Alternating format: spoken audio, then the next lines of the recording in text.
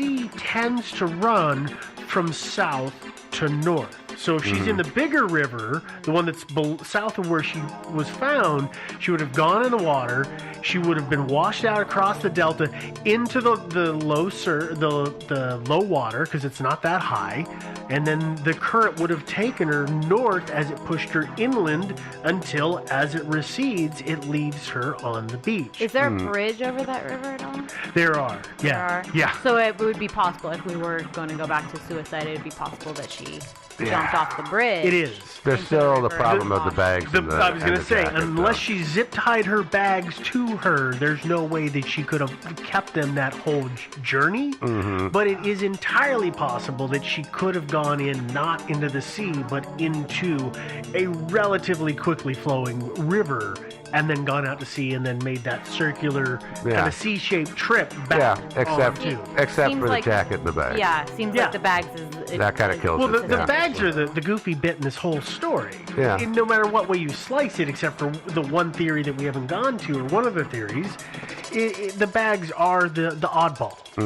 But I wanted to point out that she could have gone into a river and not necessarily into the ocean. That's possible, except for the bags. But, Yeah, the bags. Those damn bags. Yeah, the bags actually, I think, really kind of argue against almost every theory here but one.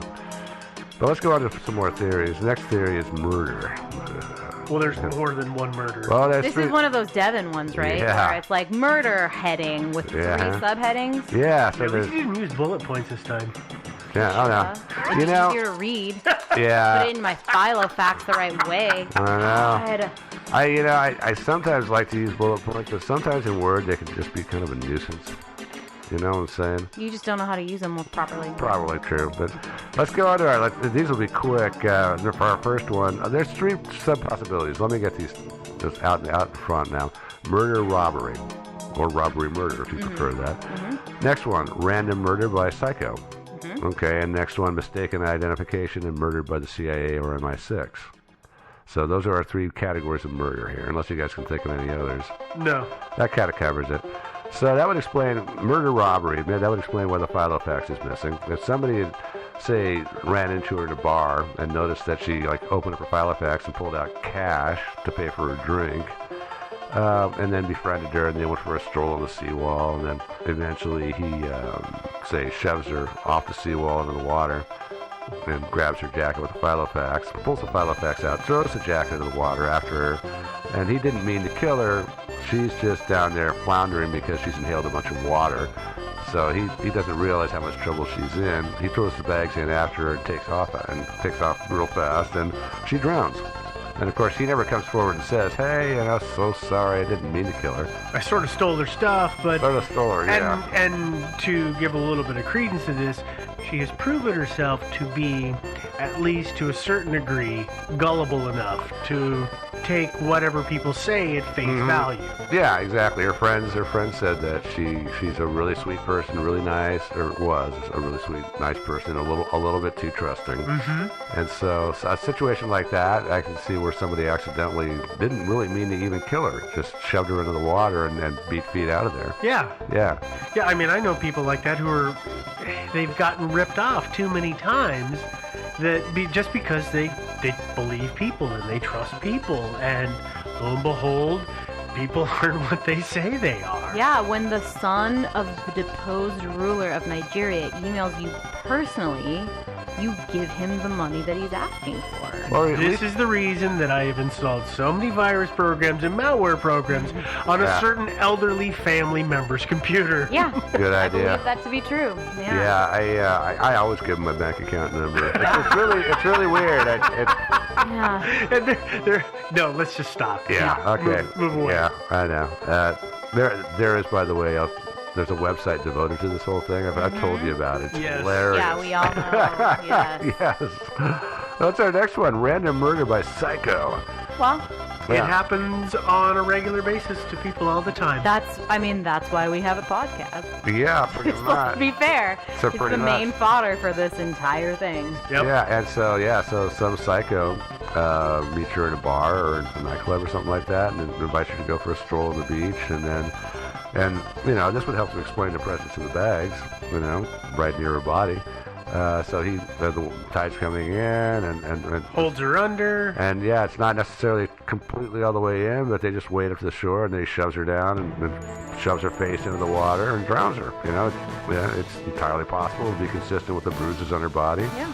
If he got enough of a surprise on her and had leverage on her and everything, she couldn't really struggle all that much. And she wasn't a terribly large girl. She wasn't. It'd be pretty easy to overpower her physically. Yeah. No, if you get somebody face down in a body of water and you're of slightly larger stature and can just get on their back, they're done. I mean, because you have, like you said, there's a leverage issue. Yeah. There's none. Yeah. Although you would assume that there would be some, like, she would have inhaled sand or something as well. No, okay. Yeah. You're putting logic into this, which is just not Sorry. good. Yeah, I mean, or not necessarily sand. You could have shoved her face into a mud puddle and drug her to the beach. I don't know. Well, there's all sorts of possibilities here. A fountain? Are there any fountains in the area? I'm sure there are. Yeah. We'll just go with that. Yeah, okay. Or a toilet at a nightclub. Yeah, that's true too. Yeah. Carried her out, said, I don't know, she had too much to drink, passed out, I'm going to take her home. Yeah, I know, yeah. Okay, so that one, I think that there is not much support for that one. I like murder-robbery better, frankly. Well, yeah, either murder-robbery or murder by random psycho. Mm. Both of them typically don't present any evidence. So we would have no way to know on either count. Mm. They're totally random. Yeah, I mean, the missing filofax tends to support the murder-robbery thing, but I have to admit there's other explanations. Absolutely. For the missing filofax, but yeah. Our next murder theory, mistaken identification, murder by the CIA. I've just looked up a picture of the supposed doppelganger, and this is what she looks like. Oh, no, I know. You know what Yeah. It would be hard for them to mistake one for the other. Oh, yeah, no, I see. They are both blonde. Pictures. They have the same hair color, but that's where... That's literally... I mean, they are both white women with blonde hair. And that's about it. That's about it. No, yeah, Christina Borgeson is a lot older and heavier, and they have much different faces, especially the jawline. Yeah, well, and Christina has a bob. I haven't seen her with anything other than, like, shoulder-length hair. Yeah, me neither. And Annie's hair was waist-length. Yeah, I know. And also, how did the CIA or MI6 or whoever know that Annie was in Prestwick? Because they'd had to lure her there. Well, why would they? But if they know who she is, and they know she's not the journalist Christina Borgeson that they're thinking about, right? So she goes to the airport. A watcher spots her, reports back to HQ, immediately sends a hit squad to Prestwick. But how would the watcher spot her when she looks nothing like the journalist in question? Have you never seen any like Big Brother TV series to know that all CCTV is monitored by a huge computer that runs facial recognition and returns names? And if you've got a new hire who says, "Oh, that's something Christina Borgeson," well, that's her. She's there. We gotta send a hit squad right now. That's damned efficient. I gotta say. And realistically, right? It's not as though the hit squad that you send knows who they're looking. You give them the description if you're just a dumb analyst who mistook one person for another. I mean, right? Yeah. Okay. Right? Sure. That's the thing, right? That's the thing. It's that thing on TV. I don't know if it's a thing in real life. Yeah. That's fair. Yeah. I was gonna say, wait. On TV, they can take the CCTV footage and they can enhance. What's that in the mirror? Oh, enhance that. It's a perfect HD TV thing. I know. I love that. They can take an image that's like 17 pixels and they can make it like you say, an HD image. I know that's so nothing hilarious. will set me on fire faster than watching a TV show that does that. No! I know. It's not possible. I was watching 24, and it just add a little suspense. It's like that. Well, we got to enhance this thing, but it's got to grind away doing this for a while. It's just like gave us a really cool suspenseful thing that'll hold us over the commercial break, and everything. And then of course when it finally materializes, oh my God, it's our coworker! But it's too late. I always loved 24 because please, can we not okay. Show? All right, let's get back to something else. Oh yeah. So they had no way of knowing. The only way they could have known that Annie was in Prestwick is if they already had her under surveillance. But if they already had her under surveillance, they would have known she was not the Christina Borgeson that they were looking for. Unless, okay, so let's take this a different way. Maybe they did know she was there because they had led her there because they didn't think that she was this person, but they were trying to involve her in something else. She could have been an asset. Uh-huh. I mean, it's entirely possible that she could have been in some failed scheme that I'm not even going to guess at, and it went south, and she was the only one who paid the price. So it may not have been them who killed her, whether it be CIA, MI6, whatever alphanumeric soup name you want, but it could have been that whoever the intended target was that she was there to interact with did it. Because if I know anything about world intelligence, it's that Sweden and Scotland are two of the highest asset places. Oh, yeah. Yeah, they're hotbeds of activity. They really are. Yeah, But the CIA and MI6, they like to go everywhere. They get involved everywhere they're not wanted. So it's entirely possible that any of these super spy organizations could have been doing something. Now, again, don't think that's the case, but I gotta say it's possible. We'll give your theory a star. Oh. Okay.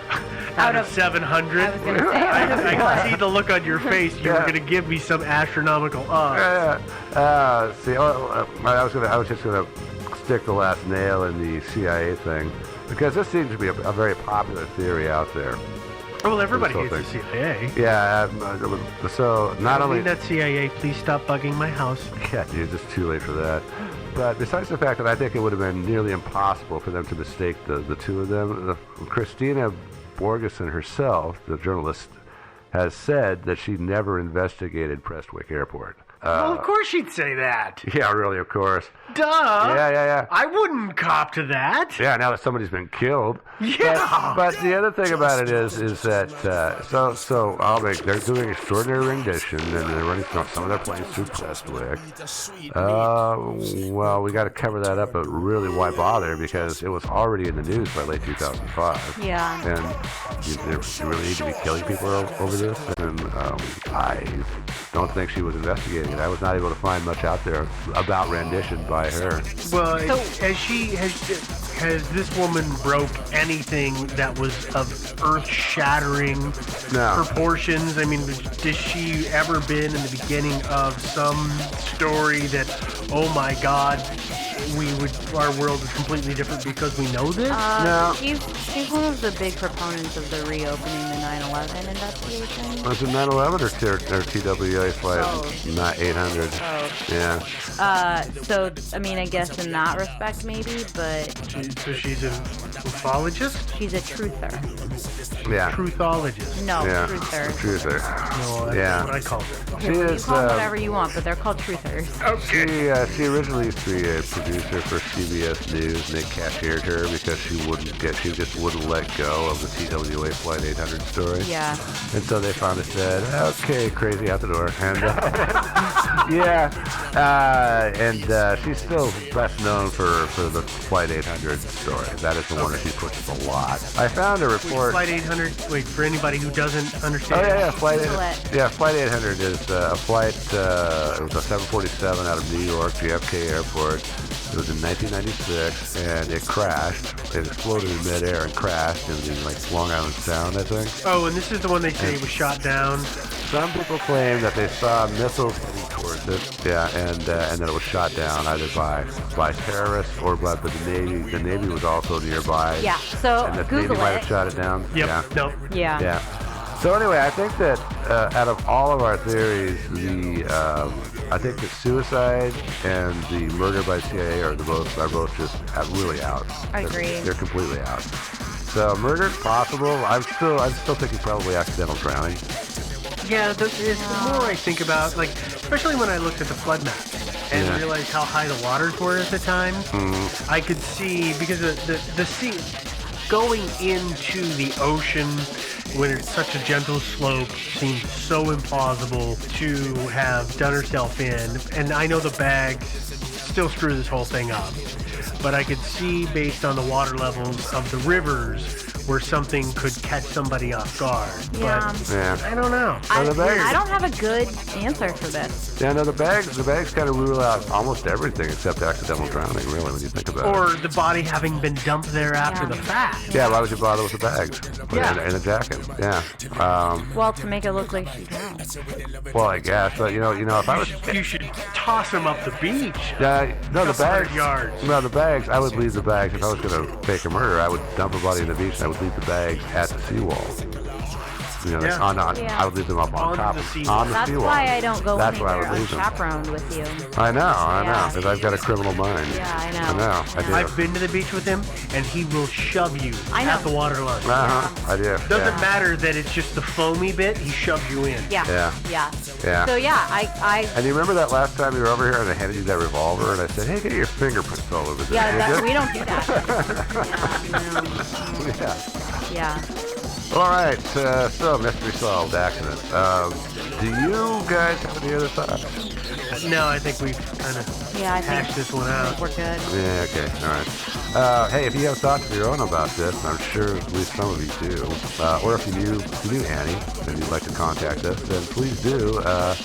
You can find us through email at thinkingsidewayspodcast@gmail.com. You can also find us on Facebook. So like us, follow us, and join the group. Yeah, don't try to friend us. Just join the group. We're also on Twitter. At Twitter, we are Thinking Sideways. We have an FG, and of course, we are on iTunes. In fact, you probably are listening to us through iTunes, but if you're not, hey, go listen through iTunes. Subscribe, leave us a review, leave us a rating. Do it. There's also streaming services, pretty much all over the place. There's like a billion of them. And our website, if you haven't seen it already, it's thinkingsidewayspodcast.com, where you can listen to episodes. You can check our links. We will post links to all interesting content from the episodes. Not all of it. And no, not only everything. a couple of them. Several representative links. You can also leave comments, please. Polite comments, supportive, happy comments. We have a subreddit. What's our subreddit called? Thinking Sideways. I kind of figured that. But, yeah, I thought I'd ask. Yeah. And, of course, we are on Patreon. Patreon is like this service where you pledge a certain amount per episode, or totally optional. Don't feel like you have to do it. It just helps defray costs. And by the way, because, again, we have gotten lazy, for everybody who has gone on Patreon or for everybody who has gone on to the PayPal. Thank you very much. Thank you. We do appreciate it. We mean to say this more often, and we don't say it enough. We really appreciate thank it. you. Yeah, we do appreciate you guys. We're going to do something nice for you. Like, I don't know what. But say thank you on our show. Oh, yeah, we'll do that. Go out to patreon.com/thinking sideways and, donate to your heart's content. Or not. Whatever.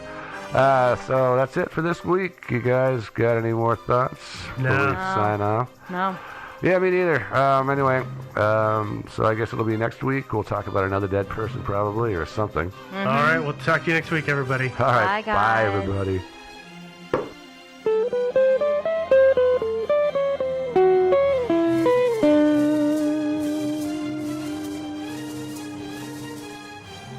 This episode of Thinking Sideways is not brought to you by the disappearance of my neighbors. Instead, it's brought to you by somebody who might be able to find my neighbors. Or maybe not. Or is responsible for their disappearance. Gosh, I hope not. Anyway, it's a pet from your local shelter. It could be a dog. It could be a cat. It could be a horse. It could be a parakeet. Who knows what kind of thing you could find there. But that thing I know you will find there is love. So you can adopt from a shelter, or you can volunteer your time, or you can donate money, because they always need more money to take care of all the pets that are looking for their wonderful forever homes. So donate, spend time, adopt, find my neighbors.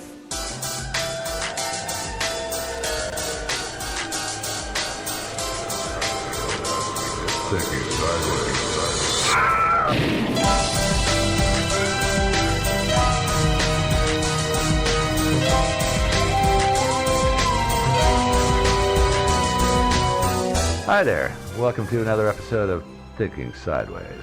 I'm your host, Joe, joined as always by Steve and Devin! Yeah. And of course, another mystery. Okay. Yep. Another week, another mystery. All right, so this week we've got a really intriguing story for you guys. I know it sounds like he's sarcastic, but it's true. This is actually an interesting story. It actually is kind of an interesting story. I'm actually glad that you covered this one, Joe, because I have read up on this multiple times and been so baffled. I wasn't ready to dig into it, so I'm glad you picked it up. Yeah, me thanks. too. Yeah, and I got into it, and I was convinced of kind of leaning towards one thing, and then I sort of started leaning towards another thing, But by the time I was done looking at it, it's kind of interesting when that happens. Yeah. Yeah. Oh, and a quick warning: this story does depict some torture and unpleasant things like that. So again, if you have little ears, see a doctor. If you've got a kid around, then you might want to turn it off till the kid's not here anymore. But so you probably want to know what the mystery is. We're teasing and teasing. And that'll come up right after this break. Okay, just kidding. What we're going to talk about is the strange death of Colonel Philip Shue, who was in the Air Force and stationed at Lackland Air Force Base in Texas. This happened in 2003. He died in a car crash. And the circumstances of the crash were a little strange, I would say. At first, it looked like a straight-up traffic accident. But when the police took a closer look at his body, they found evidence that he had been tortured. And not just in the distant past, but that day. Yeah. Yeah. But despite all that, and that's kind of hinky if you ask me, his death was still ruled a suicide by the Air Force, also by the local police. Also hinky. Yeah, also very hinky. There are people out there, naturally, including his widow and his friends, who think that he was murdered. Possibly. Maybe. And in fact, one judge in Texas, this is sort of pursuant to a lawsuit, did declare that Philip Shue's death was a homicide. Although apparently that had no legal bearing. Apparently the judge still couldn't. That was just his opinion. That was his opinion. But as far as the police and the Air Force are concerned, it's still suicide. Huh. But was it? Who knows? Us, I guess. Well, we'll find that out. Yeah. Yeah, we always solve our mysteries. First off, let me stop and give a shout out to Mr. W. I know who you are, Mr. W. It's either George W. Bush or it's Harvey Weinstein. I'm not sure which. But that's the person who suggested this story. Mr. W. is the person who suggested this story, so thanks. All right, start from the beginning. Colonel Philip Shue was 54 years old. He was a psychiatrist at Lackland, as I said, in Texas. He was married to Tracy Shue, who he had met in the Air Force. She was his second wife. She was also in the Air Force? Yeah, she was. She had been. Yes, she had. She just recently retired. She had retired and was a slacker. But so Philip Shue divorced his first wife, Nancy Shue, in 1992. They had one son together. And as part of that divorce agreement, Nancy was allowed to keep an insurance policy on Philip for $1 million. Wait, hang on. I think we just misspoke. Nancy was not in the service. It's his second wife. Tracy, yeah, that's what I said. His second wife, Tracy. Okay, I'm sorry. I'm sorry. I suddenly misconstrued what was going on. I was like, wait, did we just say that wrong? No. And so, to be clear, that insurance policy was taken out in 92 when they divorced initially, correct? Or thereabouts. Prior to the divorce. I am not entirely sure. I thought it was prior to, but she was allowed to keep it and maintain it. Yeah.